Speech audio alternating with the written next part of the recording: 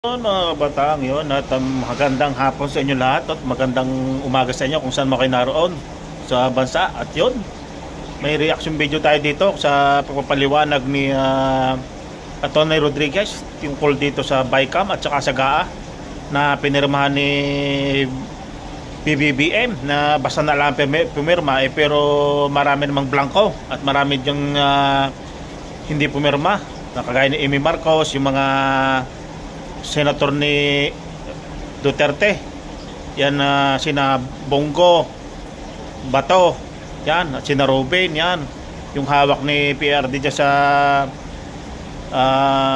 sa Senate, yung yan, at makikita natin at kung bakit sabi ng mga ibang congressman ay wala namang blanco at yun namang mga gahaman sa pera ng mga senator ay pinirmahan ito.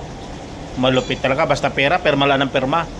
Pagkakapirahan, perma na perma, hindi mo na binubusisi. Baga kung ano baga ito, kung saan mapapunta ang budget na yan, na 6.3 2 trillion yan.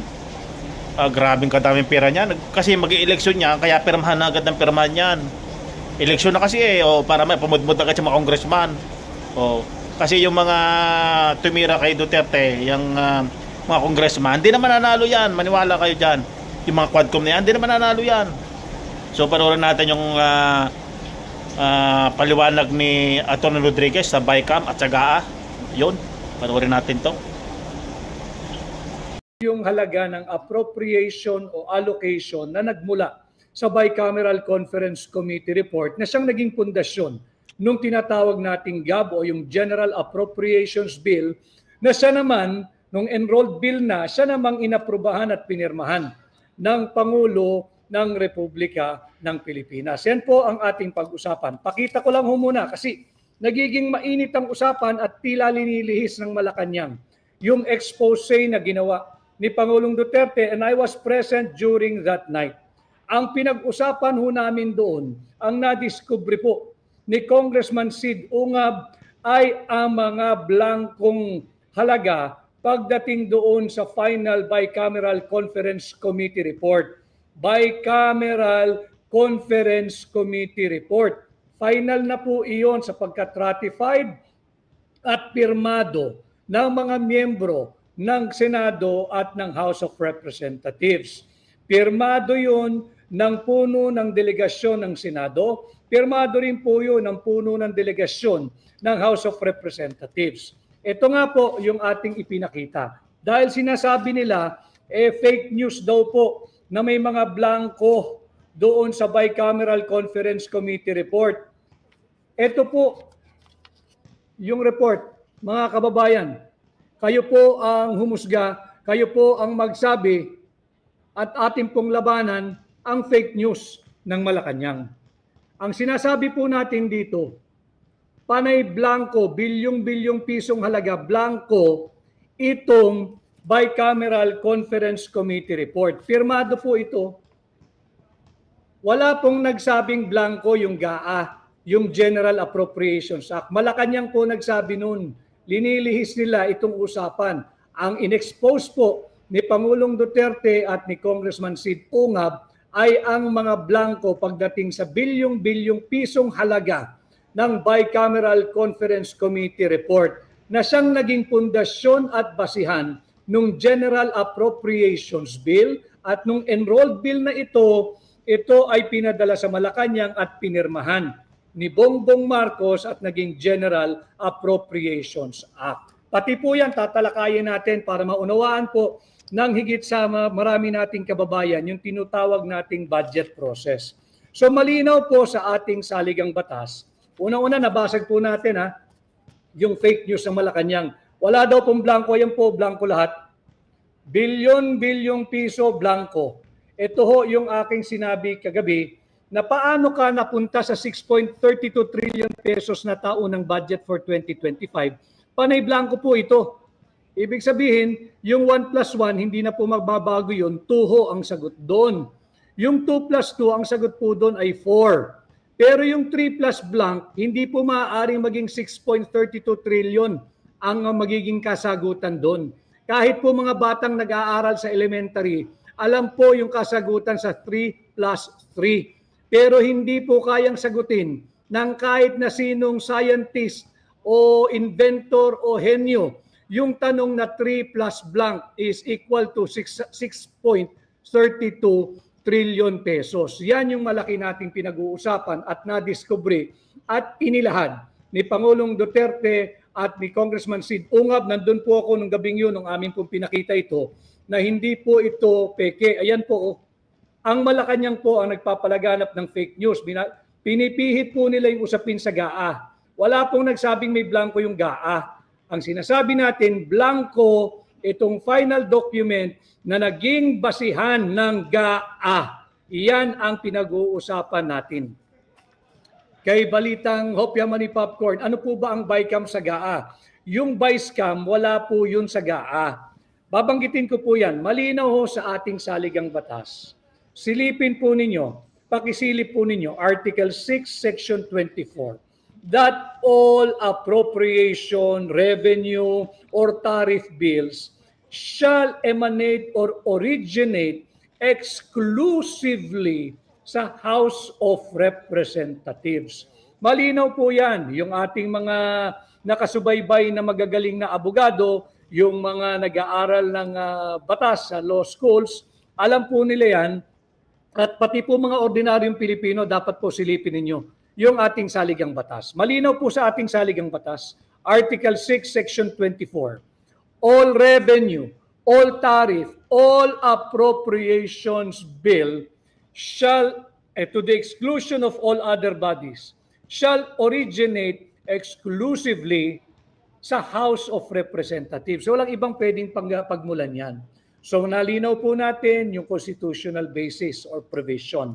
Ngayon, yung annual budget, magmumula lamang sa House of Representatives, originally yung appropriation. Pero yan po ay isusumiti ng Executive Department nung tanggapan ng Pangulo. Meron pong tinatawag na President's Message or yung budget message ng Pangulo at nandyan din po yung National Expenditure Program. Nandyan po nakadetalye kung ano-ano yung mga hinihinging funding o pera ng Executive Department para sa parating na taon at ito yung mga kinakailangang priority na pondohan ng ating Kongreso. At bukod po dyan, meron pang isang document na kasama. So meron na po tayong mensahe ng Pangulo, meron na po tayong yung NEP, yung National Expenditure Program, may kasama din po yan yung BESF, yung Budget Expenditures and Sources of Funding. Kinakailangan po yun kasi kinakailangan nagbabangga yung mga dokumentong yan para hindi naman po pwedeng blanco. Kagaya po nito blanco.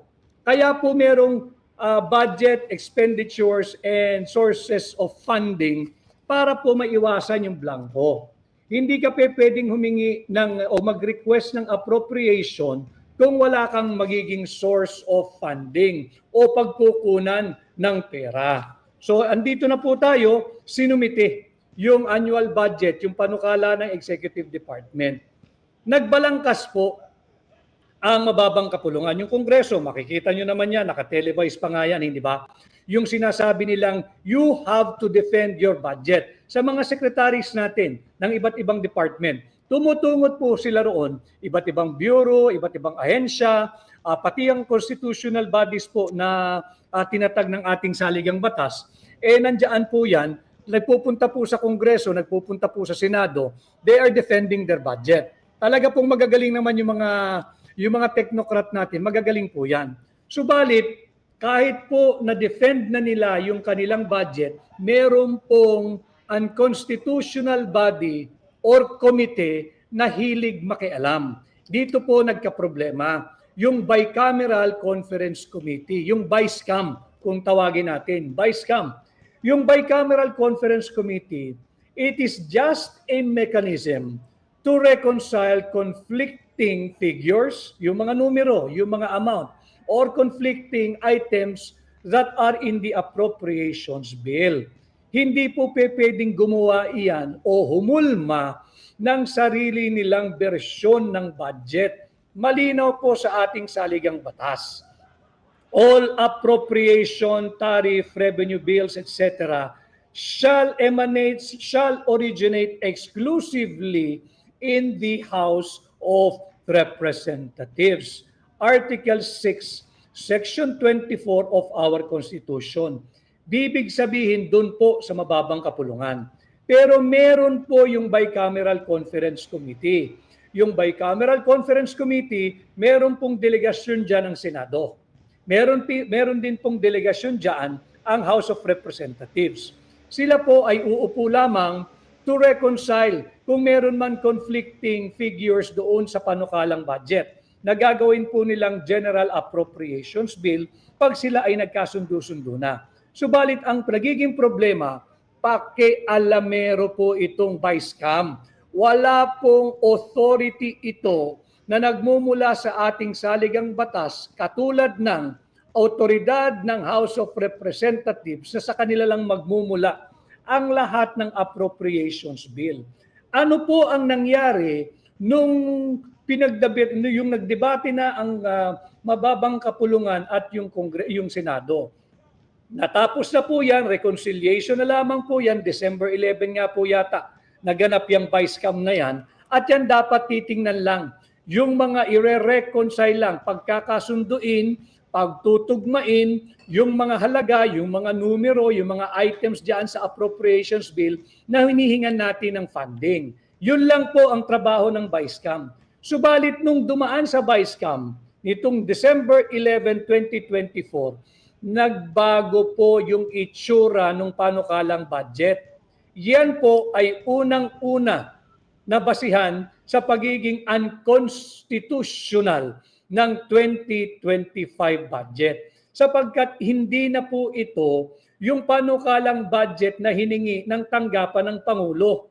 Hindi na po ito yung linalaman ng President's Budget Message. Hindi na po ito yung linalaman ng National Expenditure Program. At lalong hindi na rin po ito ang linalaman at pagkukuhaan ng pondo na naayon sa tinatawag nating budget expenditures and sources of funding. Bawal po ito, unconstitutional po itong ginawa ng Vice-Cam. Kay Edison Monsayak, may mga vlogger po, Attorney Vic, palusot nila, draft lang daw po yung ipinakita ni Pangulong Digong. Edison Monsayak, alam po ninyo, wag nating kausapin yung mga vlogger na hindi ho naiintindihan yung kanilang binablog. Ito po, pinapakita ko sa inyo, pirmado. At binanggit ko na po sa inyo yung constitutional basis kung bakit sa House of Representatives nagmumula ang lahat ng appropriations bill. Bukod po rito, may next page po ito. Para sabihin talaga natin na walang fake news. Pasensya na ho kayo. Ipakita na natin lahat. Ayan po yan. Para ho nakikita ninyo, dahil labanan natin, sabi ng gobyerno, labanan ng fake news, labanan natin. Pakita natin yung mga dokumento. Ito po yan. At public document po ito, hindi po pwedeng sabihin ito'y confidential document. Paano confidential? Budget ng Republika ng Pilipinas to. Lahat po ng Pilipino ay dapat makisali sa usaping ito. At ito po yung kanyang third page. Para lang makita ninyo, dahil dapat ituwid natin yung mali ng Malacanang. Sinubo nila yung mga mambabatas dapat yung mambabatas ang sumagot Total, tinawag ninyong fake news. Ito ho yung totoong kopya. At bisitahin po ninyo yung rules ng House of Representatives ng 19th Congress. Meron po dyan, malinaw po dyan, na kapag pinal na yung committee report, pipirmahan po ito ng mga miyembro ng committee involved. In this case, yung Vice-Cam. Pipirmahan po ito ng chairman ng mga komite. Nung Finance Committee ng Senado, pirmado. Yung chairman po ng appropriation ng House of Representatives, pirmado. Ito po yun Pirmado po, ayan po, sa ibabaw. Yan po yung mga pinuno ng Senado at pinuno ng House na panel. So, bakit ka pipirma ng isang pinal na dokumento na punong-puno ng blanco? Malinaw po dito At ito po ay hindi inosenteng papel.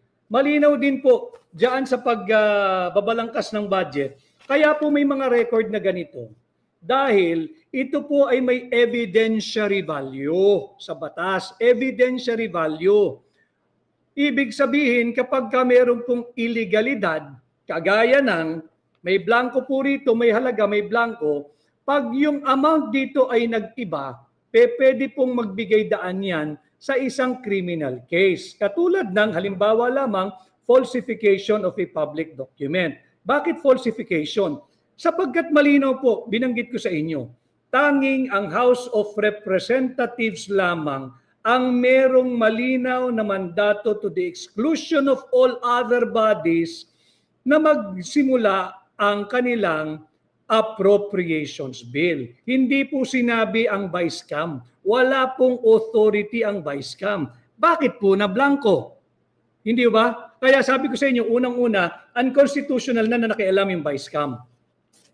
Kaya Irene, Maita, pinagluloko nila ang mga Pilipino. Salamat na lang at marami nagmamalasakit sa bansa natin. Sinisikap ko pong pasimplehin ang usaping ito sapagkat dapat kasali ang lahat ng Pilipino rito. Importante na kayo ay makilahok sapagkat pera niyo po ito eh. Binabasag natin yung paglihis ng Malacanang dito sa ebidensyang ipinakita ni Pangulong Duterte. Wala pong fake news dito. Ito po ang linaw-linaw, kay linaw-linaw. Blanco, ang daming blanco ng final report ng Bicameral Conference Committee. Uulitin ko, napakahalagang dokumento po nito sapagkat ito ang nagiging pundasyon ng final form ng budget. Ito po yung ginagawang General Appropriations Bill at pag ito ho ay pinirmahan na ng Pangulo ng Pilipinas kahit unconstitutional, immoral, unlawful, defective, ito po'y nagiging GAA, yung General Appropriations Act. Kay Mosimo, Attorney Vic, bakit po tahimik ang mga senador at ibang congressman sa issue na to? Yun din ho ang ating pinupunto dito sa ating ginagawa. So yun mga kabatang, yun, narinig natin yung paliwanag ni Atty. Rodriguez. Yan, at tatakbo siyang senador ng Pilipinas. So yan po ay senatorial po ng ating Rodrigo Duterte. Yan, at ating ibubuto natin yan para maiba naman uli at dumami pa yung senatorial natin dito sa sa Senate, yung manalo yung kalyado ng ating PFF kay Rodrigo Duterte. Yun, at sulit tayo mga DDS mga batang. So yun, comment down below. So maraming salamat sa inyong panonood at pasubscribe na rin po sa ating YouTube channel. Ating i-share ito at para malaman ng taong bayan ng mga nangyayari sa bansang Pilipinas mga batang. So yun,